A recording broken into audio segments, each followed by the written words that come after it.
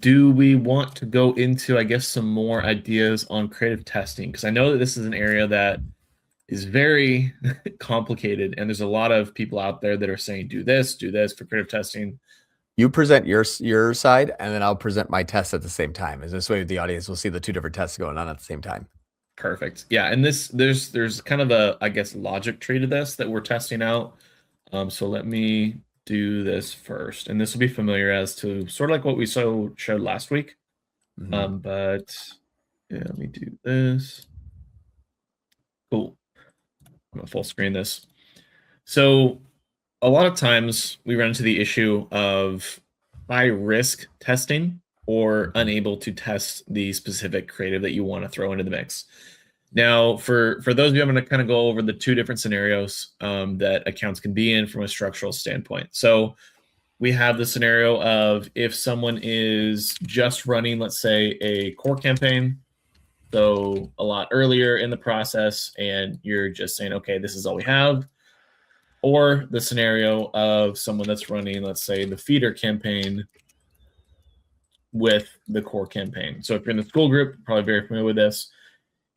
Both of these scenarios, this, I guess, logic can still work for testing. So the thing that we're trying right now is, or things that we tried first, is if we were to say, okay, we have one CBO campaign, so we're running just the one core campaign.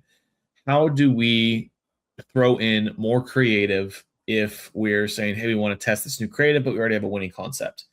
So we already have the winning core ad set here, only one ad set, so we're not doing multiple ad sets at all. We either have one of these two scenarios. So we add in the creative, and then the new creative obviously gets spent, and then it starts getting tested. Sweet, you don't need to do anything there. That's like, 50% of the time that can happen, kind of thing. And it also depends on the age of the account and all that. So throwing creative into one core ad set, sweet, it starts working, it spends, good to go, right? So that's, don't need to do anything else there. If it does not, though, happen to where you are not able to test the creative and it's just stagnating around like super, super low spends, then we come up with the idea of saying, okay, pause out the king creative like we were talking about. The issue with this is that, yes, it will get the creative to spend. And as John just showed you, pausing out the king creative or the winning creative helped from an NCAC perspective. It's still high risk because if you were to pause that out and those ads didn't perform, then you're obviously in a scenario where you're not, you're going to have to turn back on the previous ad and you're going to be back at square one.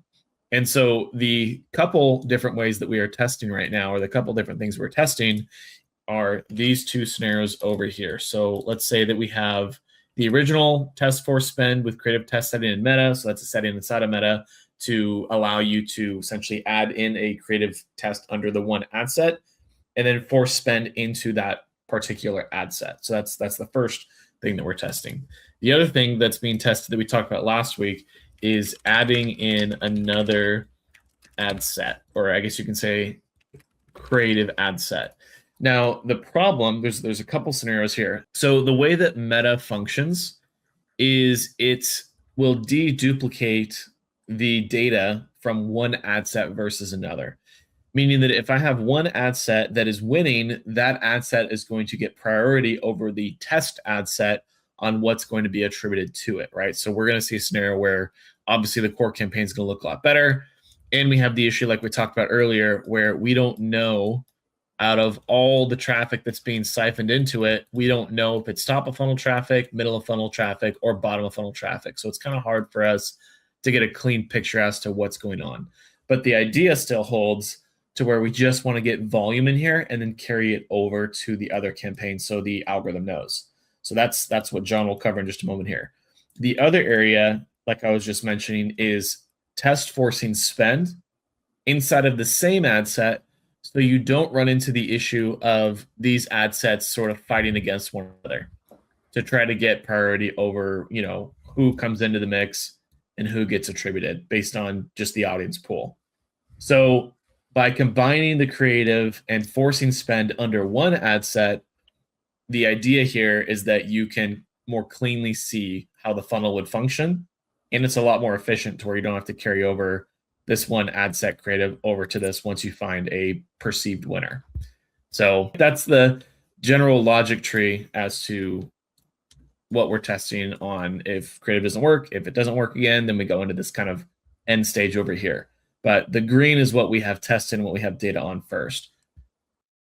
Hey, if you like this video, we have a school community where we have a few hundred members and we cover topics, everything from the basics to all the way to the like hyper crazy advanced stuff that's like coming out next month. So a few hundred members there. We go live twice a week, something with an hour-long education about something that is very relevant to the community that week, plus a weekly Q&A where you just get to come and bring us all of your problems and we solve them one at a time.